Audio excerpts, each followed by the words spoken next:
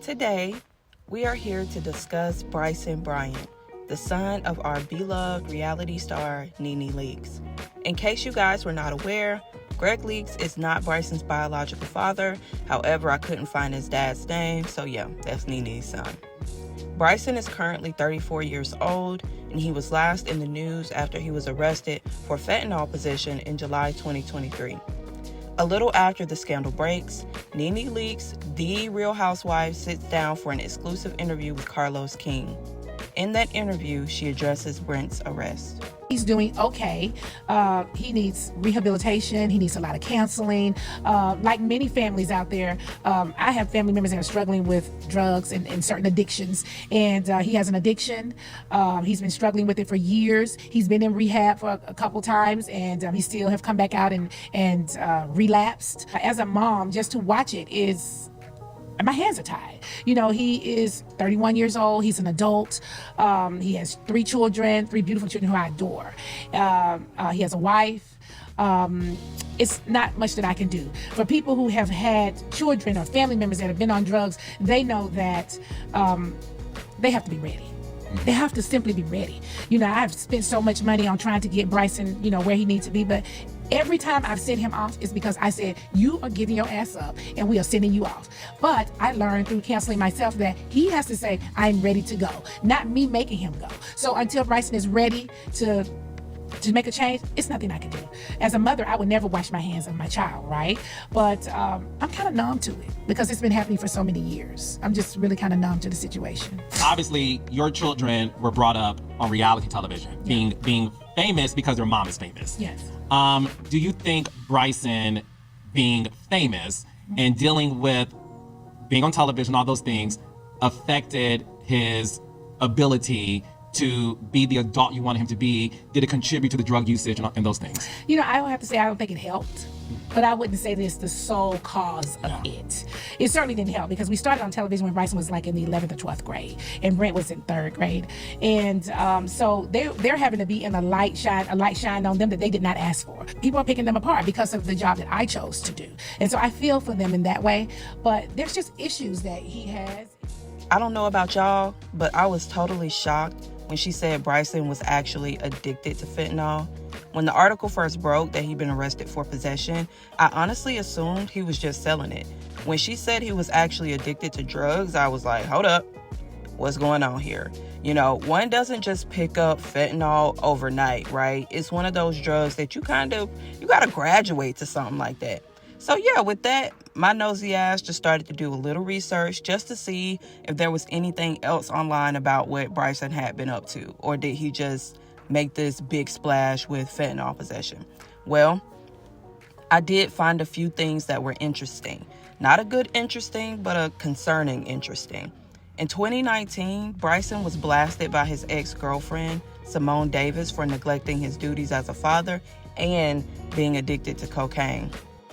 Let me tell y'all something about this buckethead bitch that's laid out on my old couch. He want to make amends with me and be cool, as y'all seen throughout this year, but still continue to do dumb shit. I don't care about what he does as long as he takes care of our son. Anywho, he goes on to tell me he wants to do TV with me because he knows my personality and attitude will make good TV. Plus, he wants to look like a bum getting out of a Lamborghini. Well, bitch, you got the bum part down to a T. Then I get messages from all type of bitches saying they seen him doing cocaine and in motels. So I say never mind to doing anything with him.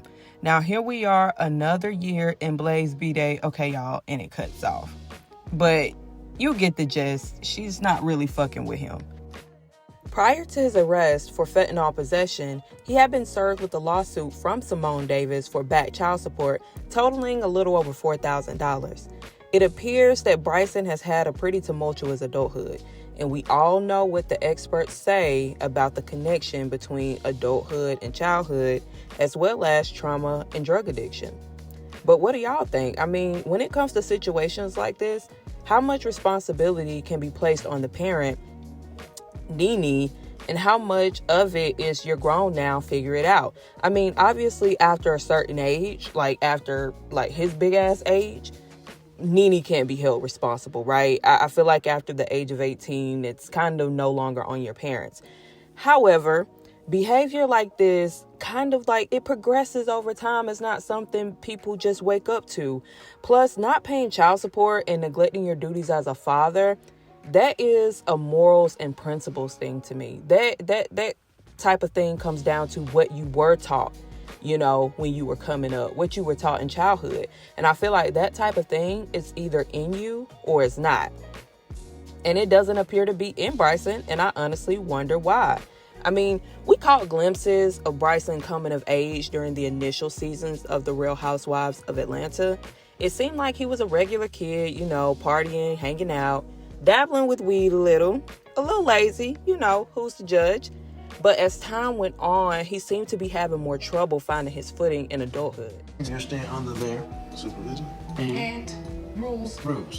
I am concerned that Bryson will go down a dangerous path if he starts hanging out with the wrong crowd. Bryson is my son. I want him to be a very successful person. I want the world for him. I think if you're gonna stay out till 4 and 5 in the morning, you need to come home with money. You keep saying at the club and I'm putting on a party. How are y'all making money? His most notable appearance on the show was when Nene was getting into his ass after he'd gotten arrested, and she kicked him out of the house. Of course, he would appear on the show a few times after that, but when you think of Bryson, you're thinking of that scene. And for those who don't know, this is the scene I'm talking about. I'm telling you that I want the best for you. I will never give up on you because you are my child. But I will never sit by and watch you do stupid things and support you being stupid. I will not do that. I mean, I kind of feel like you a little too strict or hard or whatever. Like, Are you serious to what you just said? yeah. I just feel like you're trying to put a curfew on me. That's one thing I don't like. Do you realize how you sound?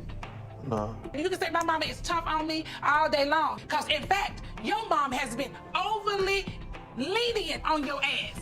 You think about it. You have the audacity to sit here and tell me that I'm tough on you, and you done went out and got your ass arrested? You got clothes laying in your floor, and I'm being tough on you. You never load the dishwasher. You cook food and leave stuff everywhere. You don't even take the trash to the street. You have a little brother who is 11 years old. You don't spend no time with him. You leave here and don't return. And I'm being tough on you. Yet and still, I pay the bills to be here. I buy all the food that you're cooking. I pay for the maid service. You understand? I make sure the lights are on and the doorbell can ring. I do that. Me. And I'm being tough on you. You done lost your damn mind. And when you get your damn mind, you call me. What we're seeing here is Nene trying to intervene in the path that she already saw Bryson going down, you know, before we even saw it. She's yelling and crying and clearly upset that her son isn't living up to the expectations that she has for him. And I'm not judging that as good or bad. Nene says that he was staying out all night, sleeping all day. When he would come in the house, he wouldn't speak to anybody. At that point, I probably would have just chalked it up to, you know, being an egotistical 20-year-old, right? That's kind of just like what we did back then. But at this point, he had already been arrested while visiting somebody in jail. Apparently, Bryson had a little weed in his pocket when he went to the visit, and it was found when they were searching him. Partying all night long, getting arrested is not the way to go. Bryce actually went to jail to visit our friends. And when they pat Bryce down, they found less than an ounce of marijuana in his pockets. I said, why would you go to jail to visit somebody and have some marijuana in your pocket? And he said to me, I didn't even know that was in my pocket. Then he was caught stealing in Walmart. Now, the stealing thing is when I was like, okay, something's going on here. And let me tell y'all something. There are levels to stealing. Some people steal because they have absolutely no money, no earning potential, and it's steal or starve, especially when you have kids, right? Like there might be a single mom with no support, no money. She sees formula at Family Dollar. I'm not judging her for stealing that. I'm just not. You know, then there are cheap 20-year-olds, you know, maybe like a college student in like their sophomore, junior year of college. And they're like, okay, I need some bread. I think I'm going to go through self-checkout and kind of like weasel around this little scan machine, honey, so I can just stick this in here and have my extra bread to eat. But then there are also people who steal unnecessary items that are under $20, even though they have the ability to go and get $100, right? Like he could, I don't want to say he could easily ask Nene because we don't know the background, but believe me, it's a lot easier for Bryson, aka Bryce, to go and get $100 than it would be for your girl, okay? So those people who fall into that last category, I like to think that those people are seeking attention. Those people are battling something and they are crying out for help. Who would go into a Walmart and steal if they had the ability to pay for the items? Somebody who's screaming out, pay attention to me, right? That's what I think. I don't want to put depression on the kid, but I mean, like, just look at him in this clip. Is it just me, or does he look like totally checked out? He's 20 years old at this point, probably smoked a blunt before the scene. Cameras are in his face, and basically his mom just told the whole world he's a failure and a bum. So I do understand why Nene was so emotional. I totally get it. And I've also had those same conversations with my own parents. The difference is, though, I got to have those conversations in private, not in front of a million strangers to be watched, dissected, and remixed into TikToks for all of eternity, right? Honey, you're It so don't rich. matter. What's My your status kids at are not today? at Walmart shoplifting, my kid honey. ain't at Walmart either, sweetie. And don't yes, let they bring the kids in this, sweetie. We ain't gonna go there We're talking with the about being children. rich, honey. We not We're gonna go talking there about with the being rich. children.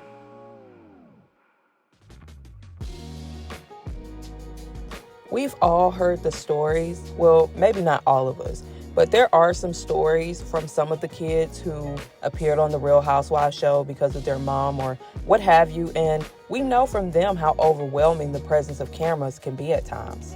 You're a teenager or an early adult. You're not doing as well as you can be despite your mom being on TV. And you know what the gag is about that? The moms, the parents, the people who are raising you, they're not even doing as well as what the audience thinks they're doing, even though they're on TV. Because let me tell y'all, in my research, I also found some tea out about, you know what, never mind, I'm not going to go there. I had to catch myself. I was getting a little too messy. I'm not going to go there. I'm going to remain respectful. But like I was saying, you know, despite your mother being on TV, you're still kind of struggling. You know, you made a mistake like stealing out of Walmart, and now you have to address this with the mom who is loud and abrasive, all on national TV. I'm not saying that I think this conversation was the cause of Bryson's spiral at all. I'm also not saying that I think Nene is a terrible mom and that she's the sole cause of all this. What I'm saying is that I deeply empathize with Bryson. I've never done hard drugs or anything like that, but I know for someone to get to that point, something has to be going on emotionally.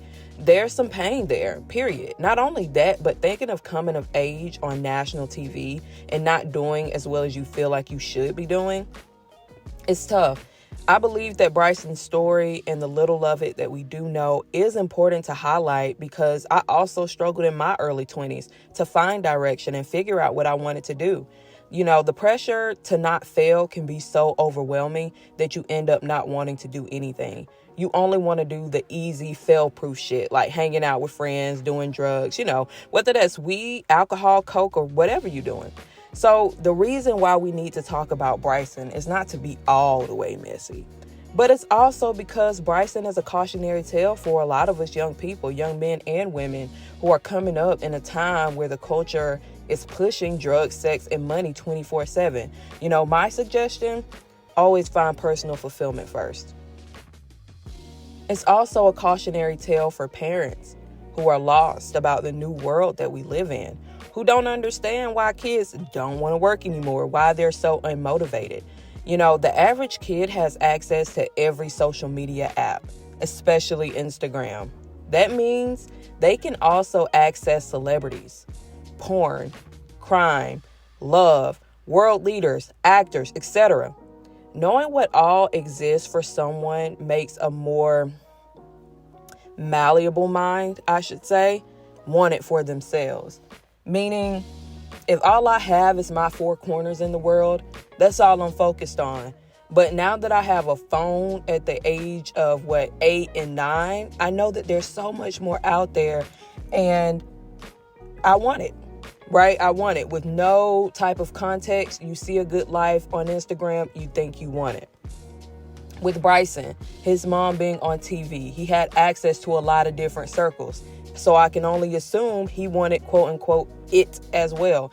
It just being material gain, right? But when we get past the age of 18, we realize that a lot of those things come with work or sacrifice that we weren't aware of. And if that kind of work ethic was not cultivated in you during your childhood and teenage years, and you see this a lot in rich kids, right? Or kids that are in the limelight, you get discouraged because you don't know how to do that. Nobody ever taught you how to work hard. Nobody ever taught you how to sacrifice.